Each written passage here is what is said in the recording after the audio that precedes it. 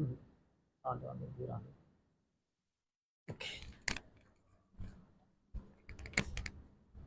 नमस्कार, जेके चैनल देखने वाले सभी दर्शकों को मेरी ओर से नमस्कार।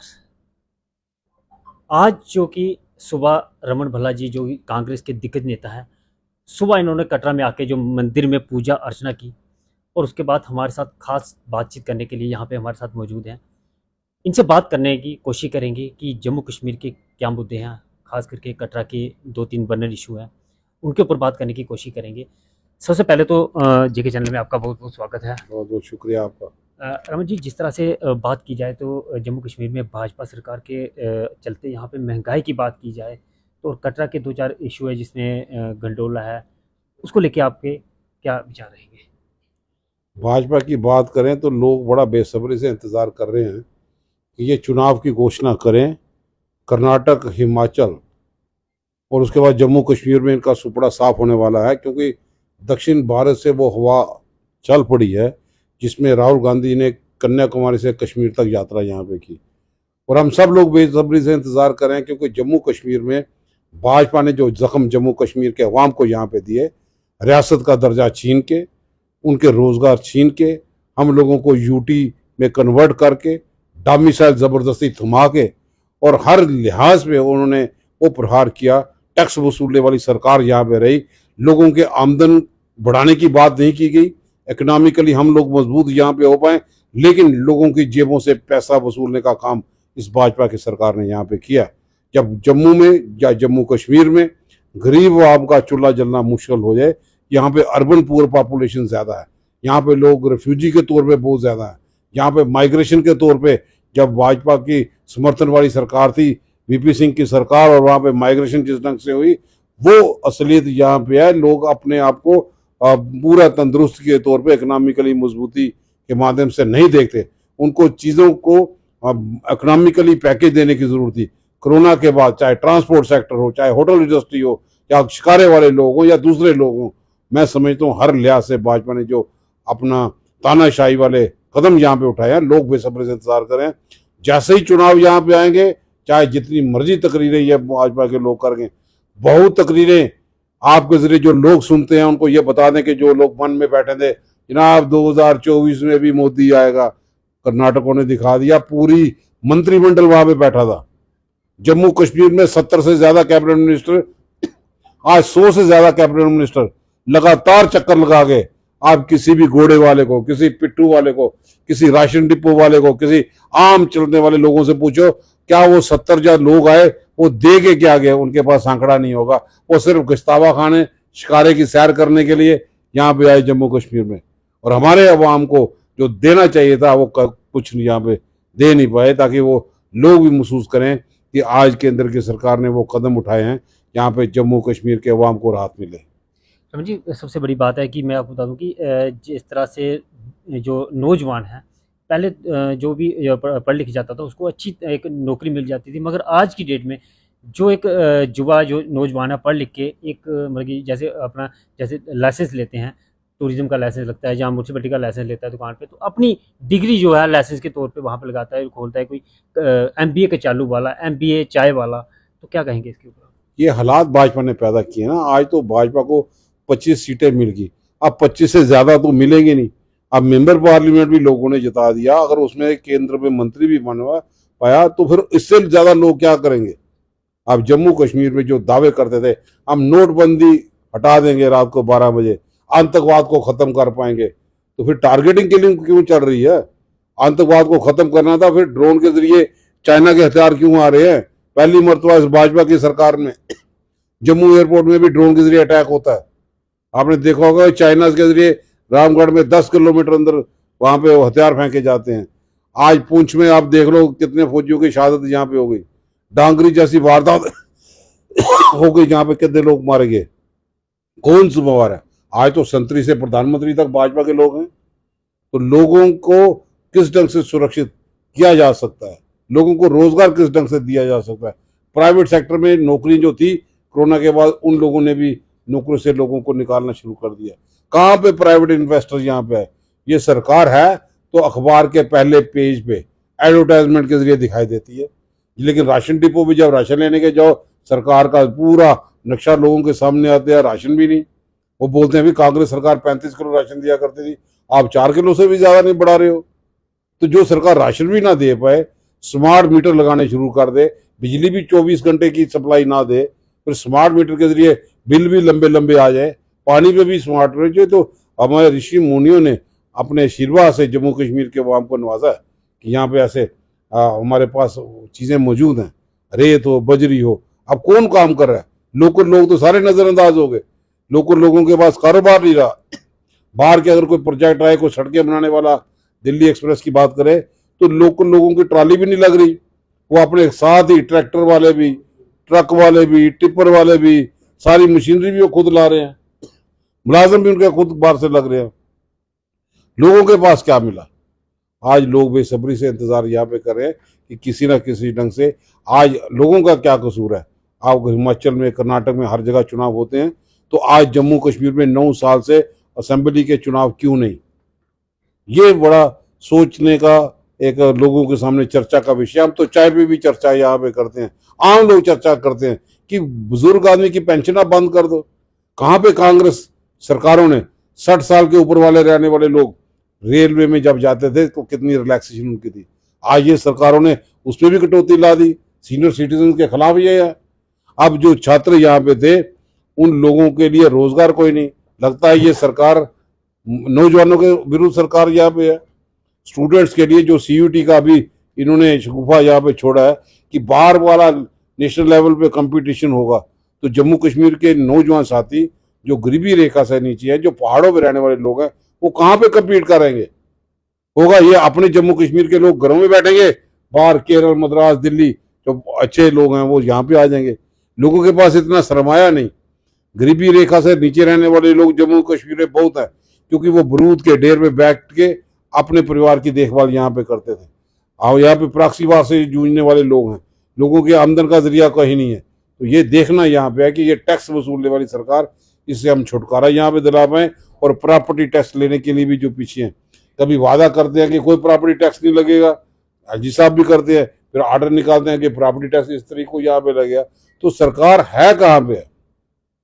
इसलिए जो नए कॉलेजेस भी यहाँ पे बनाने थे, कई जगह पे तो स्कूल की, कॉलेज की बिल्डिंगें खड़ी नहीं कर पाए, कई जगह पे इनको जमीन अभी तक मुहैया नहीं हो पाई। तो हर लिहाज में जहां जहां अभी लोगों को दिखते यहाँ पे है, उसका समाधान नहीं।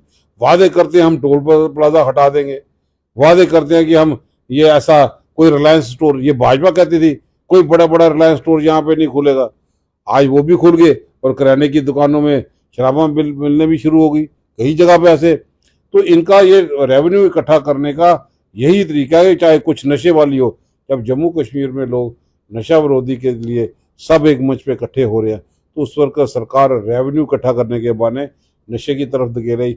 ये भाजपा वाले व्हाइट पेपर दे देना, कश्मीर में कितनी शराब की दुकानें खोली है, जम्मू में कितनी खोली है, उसी से पता चल जाएगा कि भाजपा है कहाँ पे। हर जगह पे, हर चौराहे पे विरोध यहाँ पे हो रहा है, लेकिन ये भाजपा के सारे लोग चुप्पी साधे हुए हैं। रोजगार कहीं नहीं, रिक्रूटमेंट स्कैम हो रहे हैं, भाजपा उसका जवाब देने के लिए कहीं पे तैयार नहीं। अब 2014 से 2023 तक अगर रिक्रूटमेंट स्कैम हो गए, अब दूसरी लिस्ट निकलेगी, वो लोगों की उम्र चली जाएगी, तो उसका जिम्मेवार कौन होगा? तो रमन जी, सबसे बड़ी बात है कि कटरा के बर्नन इशू है कि गंडोले को लेके कहीं ना कहीं हिंदू के साथ, हिंदू की आस्था के साथ यहाँ पे खिलवाड़ हो रहा है। श्राइन बोर्ड जो है, एक जो पुराना ट्रैक था जिसमें आस्था जुड़ी है, जिसमें चरणपाद का है, बाणगंगा है, अर्धकुंवारी है, उसको कहीं ना कहीं वाईगार्ड करके एक नया रोड जो तैयार किया इन्होंने। अब वहाँ पे गंडोला लगाने जा रहे हैं, कहीं ना कहीं रोज बेरोजगार लोग जो हो सारे जाएंगे। लोग चीजें सुनते हैं। मशकूर है कि जेके जो आपका मीडिया है अच्छा काम निभा रहा है। अब ये हिंदू की सरकार जिसका आपने जिक्र किया, आज फिर जम्मू कश्मीर में 2014 के बाद ये लोग सरकार में हैं, पर हिंदुओं को माइनॉरिटी स्टेटस जम्मू कश्मीर में क्यों नहीं? ये भाजपा से सवाल पूछिए ना। आपने लोगों के वोट लेके एमपी भी बन गए, एमएलए भी बन गए, तो जम्मू कश्मीर में जब नेशनल हेल्थ और ह्यूमन राइट्स वाला आदमी आया, कमीशन जो, तो उस वक्त माइनॉरिटीज कमीशन के सिलसिले में जब लोग सवाल पूछते हैं, हिंदुओं को कई डेपुटेशन मिले, जनाब हम यहाँ पे माइनॉरिटीज में, बोलते आपका नाम ही कहीं भी नहीं। तो आज 9 साल भाजपा चुप क्यों है? हिंदुओं को माइनॉरिटी स्टेटस जम्मू कश्मीर में क्यों नहीं दे रही? सिख बरादरी को माइनॉरिटी स्टेटस में क्यों नहीं लाया जा रहा? कश्मीरी पंडितों को माइनॉरिटी स्टेटस में क्यों नहीं लाया जा रहा? अब तो भाजपा की सरकार है, सबसे ज्यादा ताकत भी इनके पास है। तो हर जगह पे इनकी करनी और कथनी में, जो कल तक बोलते थे कि हम परिंदा भी पार नहीं मारेगा, तो दीपू जैसे लोगों की शहादत होना, कच्चा घर जो कल तक बोलते थे आपने इतने मकान पक्के बना दिए, जब दीपू जिसकी शहादत उसके घर में देखो आज भी कच्चा मकान है। ये पोल खुल रही है इन भाजपा के लोगों की, क्योंकि ये लोग लोगों के से दूर हो गए। हम समझते हैं लोकल लीडरशिप जो जम्मू कश्मीर में भाजपा की है वो पूरे तरीके से हर फ्रंट पे फेल होकर आ गई। कहीं में भी लोगों का सामना नहीं कर पाते। अगर लोगों का सामना करना है तो किसानों की बात करें ना। लोगों ने महसूस किया जो किसान है, ये किसान विरोधी सरकार है। 700 आदमी किसान मरवा के भी फिर मोदी साहब माफी मांगते हैं। वो पहले ही मांगते तो 700 परिवार किसानों के बच तो जाते। आज तक उनके साथ जो वादा किया था वो पूरा नहीं कर पाए। तो आज जम्मू कश्मीर में जिस ढंग से लोगों को गुमराह करके G20 आता है तो जम्मू को नजरअंदाज करते हैं। जम्मू में भी अगर वो आते तो जम्मू का टूरिज्म बढ़ता, जम्मू में कोई और डेवलपमेंट करती। ये 9 साल से वो आर्टिफिशियल लेक साबरमती, 9 साल तो इनको भाजपा को हो गए। ये कब बनेगी आर्टिफिशियल लेक? अगर बड़ा अच्छा होता, जो जिस ढंग से आपने कहा हिंदुओं के वोट लिए, वही शंकराचार्य में आप गंडोला या शिवखोड़ी में गंडोला क्यों नहीं लगा रहे? आपको 9 साल हो गए, कितनी सीढ़ियां चढ़नी पड़ती हैं? आप वहां पे क्यों फाइलें बंद करते हो? कौन जिम्मेवार है? किसी को ड्यूटी बॉन्ड क्यों नहीं किया? कितने टाइम पे आप रोपवे वहां बना दो। शंकराचार्य में क्यों गंडोला आप नहीं लगाते? आप यहाँ के पीछे पड़े हो। आप पहले वहां पे तो लगाओ, तो यहाँ के जो कटरा के लोकल स्टेक होल्डर से बातचीत कर लो। सब लोग चाहते हैं भाई यहाँ पे ज्यादा से ज्यादा श्रद्धालु है, लेकिन उनका कारोबार भी तो चलना चाहिए। आप सरकारी दायरे बंद करते हो, सरकारी नौकरियां नहीं दे रहे हो और कैजुअल लेबर को रेगुलराइज नहीं कर रहे हो। अगर प्राइवेट दायरे में कोई बैंक से लोन लेके काम करता है, उसका काम चलने में भी आप रुकावटें कई जगह पैदा करते हो। वो तो अपने माता वैष्णो देवी के आशीर्वाद से यहाँ पे जी रहे हैं। तो सरकार या प्रशासन कहाँ पे है? तो आखिर में जो नौजवान बेरोजगार हैं, सड़कों पे हैं, क्या मैसेज रहेगा आपकी ओर से, जो लोग इतनी पढ़ाई करके भी कचालू बेच रहे हैं या चाय का काम कर रहे हैं, क्या मैसेज रहेगा? लोग महसूस करें कि इनके काम में चाय और पकोड़े ही बेचने हैं। लेकिन मैं आपके जरिए संदेश दे दूं कि डरो मत, घबराओ मत। माता वैष्णो देवी के आशीर्वाद से अगली सरकार कांग्रेस की होगी और बड़े शानो शौकत से होगी। जिन चीज़ों का लोगों को इंतजार है, कांग्रेस लोगों के साथ जुड़ी है, कंधे के साथ कंधा मिलाते हुए उनके जज्बात को समझती है और वक्त आने पर उनके हक में फैसला यहाँ पे करेगी। क्योंकि लोग महसूस करते हैं नौजवान कि आज नौजवानों को अगर इज्जतमान दिया वो स्वर्गीय राजीव गांधी थे, कि जिन्होंने नौजवानों की उम्र कम करके उनको वोट डालने का अधिकार दिया कि आप भी चुनाव लड़ो, आप खुद फैसले यहाँ पे करो। आज कंप्यूटर युग में अगर लोग चल रहे हैं, आज मोदी साहब वाईफाई ट्वीट करते हैं, तो पीछे स्वर्गीय राजीव गांधी की देन थी, जिन्होंने कंप्यूटर युग में हिंदुस्तान को अल्लाह खड़ा कर दिया। आज उसको नजरअंदाज नहीं किया जा सकता। आज जम्मू कश्मीर में आज ये चुप क्यों है? अब इनको क्यों याद नहीं आ रहा आजाद कश्मीर खाली कराने का? जब चुनाव आएंगे तो बोफर्स की जो गाड़ी होगी लोगों के सड़कों के सामने उतारेंगे, हम खाली करेंगे। करो ना, पार्लियामेंट में रेजोल्यूशन पास हुआ, हम सब इनके साथ खड़े हैं, आप कराओ आजाद कश्मीर खाली। तो सांप सूख जाता है यहाँ पे जब चुनाव लड़ना हो। अभिनंदन का बयान सुनिए ना, आप सत्यपाल मलिक का बयान सुनिए, जिन्होंने कहा कि पुलवामा में अटैक में इस भाजपा की जिम्मेवारी है। उसकी माफी मोदी साहब क्यों नहीं मांगते?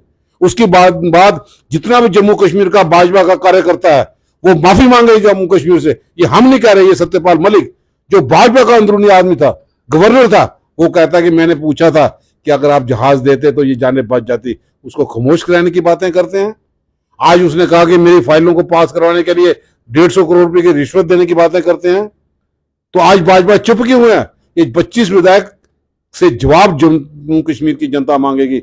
आप पुलवामा के शहीदों पे राजनीति करके प्रधानमंत्री बनते हो, आज उन परिवारों के साथ मजाक करते हो जिनके परिवार के आदमी चले गए। आप 8 दिन 10 दिन वो गाड़ी 300 किलो आरडीएक्स लेके घूमती रही, कौन से नाके लगाए थे? अमित शाह जी जवाब दें और या इस्तीफा दें, जनता जम्मू कश्मीर से माफी मांगे कि आपने रूट बंद क्यों नहीं किए। आप छोटे से आदमी को डरा के धमका के राजनीति रोटियां सेकते हो। आज कर्नाटक ने जवाब दिया, कल जम्मू कश्मीर का भी जवाब दे रहा। आप अपने अपने काम ढूंढो। जिस ढंग से जम्मू कश्मीर के लोग बेरोजगार हो गए, भाजपा के सारे बेरोजगारी पे जाने वाले हैं। आप घबराओ मत, हम उन लोगों के साथ खड़े हैं और डंके की चोट पे खड़े हैं, दावे से खड़े हैं। हम कॉन्फिडेंस से कह रहे हैं कि इनका सुपड़ा साफ ही है। अब वो बैठे ना, वो बाहर नहीं चलेगी। वो इंटरनेशनल लीडर हैं। आज भाजपा के 2-2 बार एमपी बने हैं, 3 मेंबर पार्लियामेंट बने हैं, लेकिन जो अगर आदमी प्राइम मिनिस्टर हाउस में मोदी साहब के साथ बैठते हैं, क्या उनको पता नहीं जम्मू कश्मीर में नौजवान जो है बेरोजगारी चरम सीमा पे है? आप लोगों को 12वीं के बाद बीए में एग्जाम दाखिल करने पढ़ने के लिए भी आप ऐसी प्रणाली लाते हो कि जम्मू कश्मीर का आदमी पढ़ाई से भी वंचित रह जाए। और 12वीं के बाद आप देखना सीयूटी के एग्जाम करने के लिए कितने लोग दर्द है, कितने लोग काम कर रहे हैं यहाँ पे। कोई पिट्ठू वाला हो, घोड़े वाला हो, गरीब किसान यहाँ पे हो, रजौरी का हो, पुंछ हो, सुरनकोट हो, जिनके आपने आमदन का जरिया बंद कर दिया, जिनके आपको कोई रोजगार नहीं दिया, उनको बोलते हो मजबूरी से माता पिता अपना पेट काट के उन लोगों को अब पंजाब और राजस्थान भेजेगा। ये एलजी साहब ने लोगों से वादा किया था भाई कोई ऐसा एग्जाम नहीं होगा, लेकिन अब एग्जाम भी हो गया। ये कहते थे टोल प्लाजा हटा देंगे, कहां टोल प्लाजा हटा? इन भाजपा ने कहा था वकीलों की हड़ताल के बाद आपके रजिस्ट्रेशन भी, आप रजिस्ट्री भी यहाँ पे करेंगे, मैंने लेटर लिख दिया। वो कौन से प्रेम पत्र लिखते हैं भाजपा? ये प्रेम पत्र का जवाब लोग देंगे, वोटिंग मशीन सामने आए, जितना मर्जी कर दें। ये रास्ता खुल चुका है, आंधी शुरुआत हो गई। राहुल गांधी का दौरा नहीं था, वो एक आंधी थी, सियासी आंधी, जिसकी शुरुआत साउथ से हुई है और जम्मू कश्मीर में खत्म हो गई। यहाँ पे आप देख सकते हैं कि आने वाले दिनों में बड़ा बेसब्री से हम इंतजार कर रहे हैं। ये चुनाव, ये पार्लियामेंट करना, ये पंचायतों के चुनाव करके आप पंचायतों में 78 से ज्यादा क्रॉस नहीं कर पाए।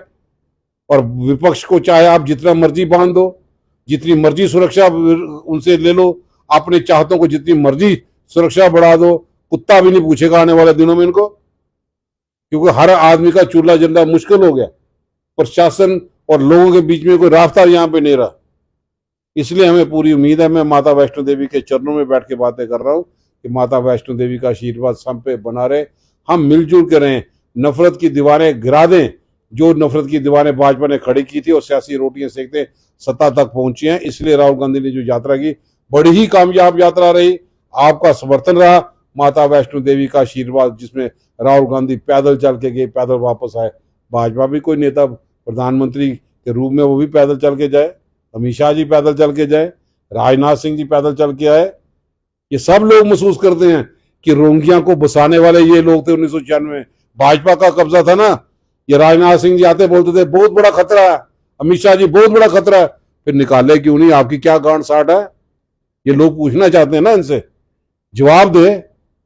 1996 में भाजपा के ही लोग थे और उधर वाजपेयी साहब थे। रोंगियों बसा के नसूर हमारे लोगों के लिए पैदा करते हैं और लोगों को गुमराह करते हैं, अभी किसी और ने बसाया।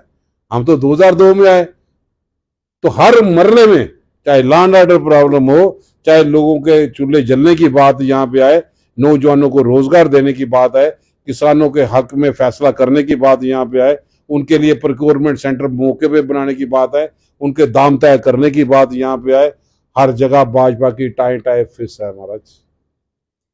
तो ये थे हमारे साथ खास बातचीत करने के लिए। मैं आपको बता दूं कि ये सुबह यहाँ पे कटरा में आए थे, जिसके सबसे पहले इन्होंने पूजा अर्चना जो मंदिर में की, उसके बाद जो कटरा के युवा नौजवान हैं उनके साथ मुलाकात करने के बाद यहाँ पे हमारे साथ बातचीत की। और मैं जेके चैनल देखने वाले सभी जनता को मैं बता दूं कि जो भी इन्होंने अपने जो सवाल रखे हैं उनका जवाब कमेंट बॉक्स में